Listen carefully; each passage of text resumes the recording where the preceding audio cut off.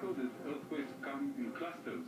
So we have 10,000 years of intense activity, and then 10,000 years of less intense activity. Marco's conclusion? We're entering a turbulent period, and the 21st century will be fraught with colossal earthquakes. Even with all of man's advances, we are still powerless against the forces of nature. But perhaps, by understanding the evidence of past devastation, we can get an insight into what our future holds.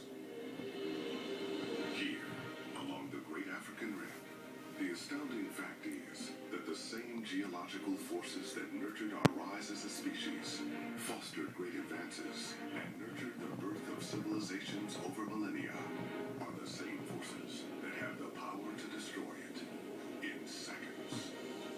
Today, more than 230 million people live within reach of the Rift's domain, and all of them are in great peril should the big one hit. Their future may depend on how well we understand the past and the unstoppable geologic forces lurking just below the surface. The world's tallest mountains are crumbling. Piece by piece, they're being dragged along a 1,500-mile journey through winding streams and vast rivers, rural villages, and bustling cities, only to be recycled, violently reshaping the earth and threatening billions in the process.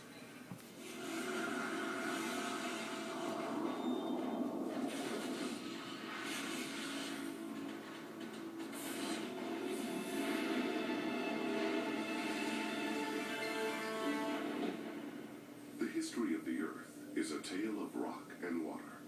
It's a grand cycle. Great mountains of rock rise from the sea, only to be whittled away by the immense power of water.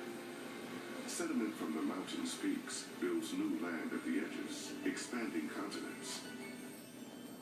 At the same time, volcanoes spew torrents of lava, rock, and ash, which edge toward the sea. They come to rest at the margins, growing landmass, all toward building one massive supercontinent, billions of years in the future. Nowhere is this more evident than in Asia, home to 60% of the world's population, and each of those 4 billion lives is shaped by the actions of the land and water. It all starts in the Himalayas, a mammoth range of the world's tallest mountains. It runs almost 1,500 miles across, with many peaks rising more than 23,000 feet toward the sky. The colossal range separates the Indian subcontinent from the Tibetan plateau, precariously bridging the rift in the very tectonic plates that built them. Though enormous, the Himalayas are, in geologic terms, one of the world's youngest ranges, built by a massive collision of tectonic plates. It's been growing for millions of years, but it's also disintegrating. Here, the Earth works like a machine kick-started by a continental collision after the last supercontinent broke apart. Canadian geologist Nick Isles is on a journey to the Himalayas to discover just how this machine works. It's one of the greatest stories in Earth history.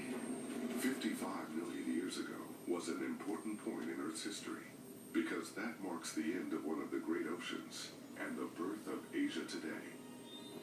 India, beginning its long migration northwards, collides with Asia, finally, and that's the extinction of an ocean. This collision also gave rise to the mighty Himalayas. And those oceanic sediments, with all their included fossils, became caught in a huge vice. And they've been uplifted 2 millimeters a year over 55 million years, and they're now 8 kilometers above sea level. At about 1/10 of an inch a year, they're coming down as fast as they went up.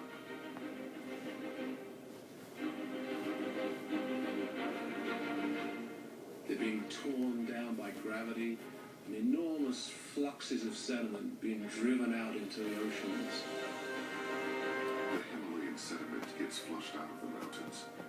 through India out to the Indian Ocean. Then to Indonesia, where it gets recycled into new land by volcanoes. New land that in billions of years will turn into the world's next supercontinent. The Nepali territory of Mustan is the ideal place for scientists to study the Himalayas' birth and their origins deep beneath the ocean. The terrain here is so rugged that travel by donkey train is a common and sometimes only mode of transportation. So we're going to see lots of fossils that Yes, are flourishing in this yeah. long dead ocean. That's right. Yeah. Professor B.M. Prey is an expert in the geology of the Himalayas, a range constructed from the floor of an extinct ocean.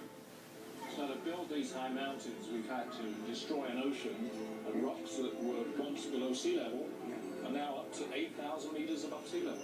And it's true that all these sediments that were deposited in the ocean bottom, they have been uplifted, they're squeezed up, and then they have come up to this height.